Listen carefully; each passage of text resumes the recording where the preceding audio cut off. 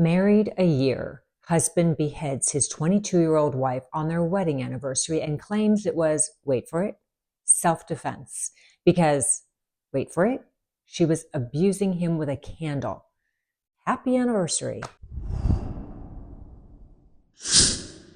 Welcome to Crime Bites. I'm your host, Carrie Drobin, award-winning true crime author, former prosecutor and capital defense attorney. Let's dive into this crazy case.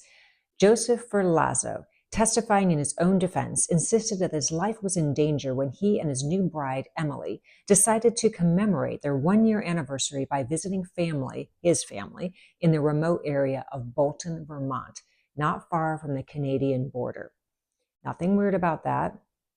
According to Ferlazzo, his relationship with Emily was magnetic, euphoric. He was happy. They just clicked, despite the glaring age gap. He says Emily proposed to him, handing him a flowery card that popped the question, "Will you marry me?" with little check boxes for yes or no. Apparently, she filmed the entire proposal. He thought it was a cute thing. Of course, he checked yes, and voila, they were married soon after. And that's when the abuse allegedly started. According to Ferlazzo, Emily became paranoid and controlling, scrolling through his phone and other devices, hunting for signs of betrayal. He didn't notice any red flags initially because he said most of the women he dated were aggressive physically, and they were abusive toward him, and he just tolerated it. So back to the anniversary trip. The morning before, he chopped her up. He says she woke up happy, excited, anxious to meet Ferlazzo's family. They'd parked in a condo complex on Bear Run, but just hours into the trip, the mood changed. And as they drank Red Bulls mixed with vodka, Emily grew hostile and told him she had a dilemma and showed him a lengthy multiple-page note on her device titled Dilemma. Then inexplicably, apparently, she deleted it and advised that she wasn't going to talk about it. And then according to Ferlazzo, right, this is all on the stand, he told her if she didn't want to stay, she could leave. But he was on vacation. And so he drank and smoked some more and then put on music and started dancing with his Remington, by the way. Does this sound like sane behavior to you? Meanwhile, according to Ferlazzo, Emily is just sitting there scrolling through her device and then lashes out at him, cursing him about the candles being lit. I mean, this is what he says on the stand. The lighting wasn't overly bright. We had the battery-powered LED lights, and none of those were on, and it just was the candle lights. So there might have been 5 to 7 candles of those large candles, and then, he goes on and on and on. And then, apparently, she grabs a candle and starts swinging it at him, hits him in his neck and head and arms while he blocks the blows. She says, she might have hit me in the chest, but I wrestled the candle away from her, and then I put it back on the counter. And then apparently she starts kicking and punching him with a closed fist, and he had to physically restrain her. Then he takes the dog for a walk in the middle of all this, right, to break up the tension. But when he returns, apparently, allegedly, she continues kicking and punching him. This is what he says.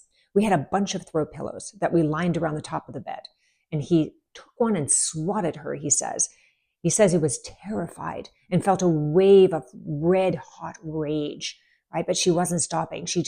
So he took his gun and he just fired, boom, boom. And then he yelled at her as she lay there dead. Are you kidding? He says basically that he continued life as normal. He drank some vodka. He made some coffee the next morning. He met his sister. He told his sister that Emily was out with her friends. They went out to eat. And here's where it gets really crazy. He lies to everyone about Emily's whereabouts because he had planned to visit his grandmother. This is what he said. Planned to visit his grandmother in Pennsylvania to help her move to a more secure assisted living facility. And then the business of Emily would have been a distraction. It would have unnecessarily detained him. So he wanted to move forward with his plans. What?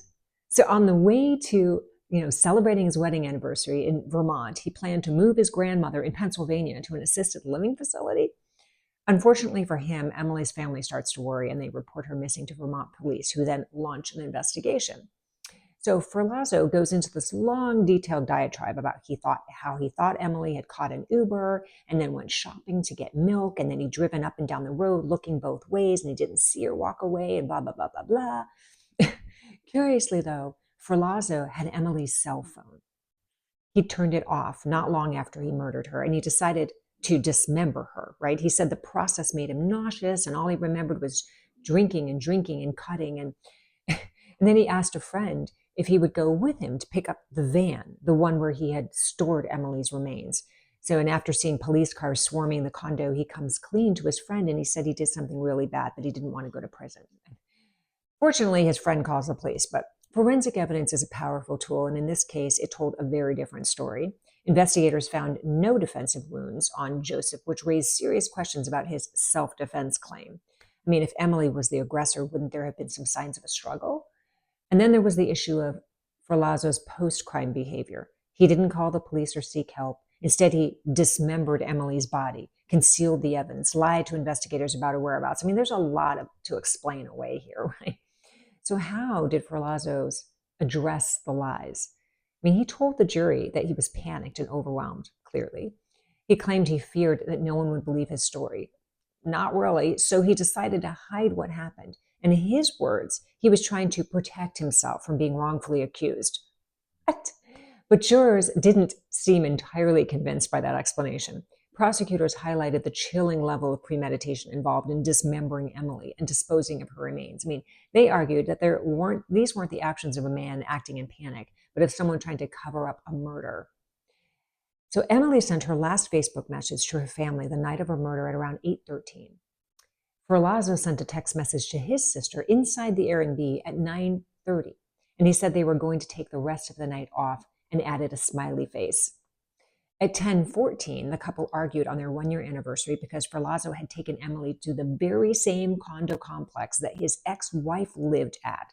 And wait for it, Ferlazzo believed he didn't have any obligation to Emily to be monogamous. Oh my God.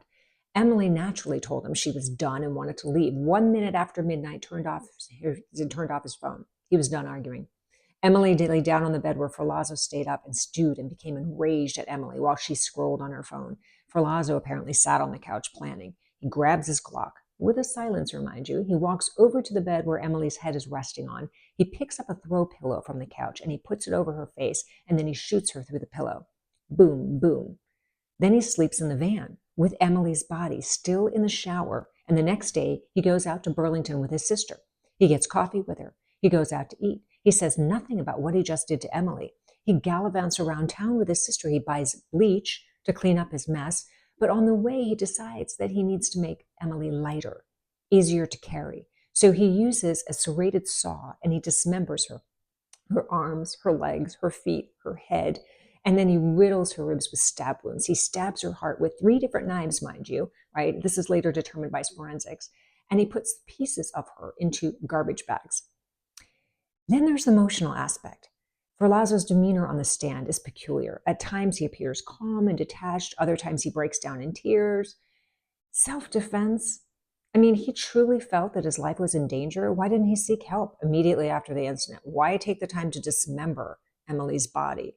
It's a valid question, one the jury clearly grappled with as he faces life in prison. Thanks for listening. If you liked what you heard, please like, share, and subscribe to my channel. It helps me grow. And meanwhile, stay informed, stay vigilant, and stay safe.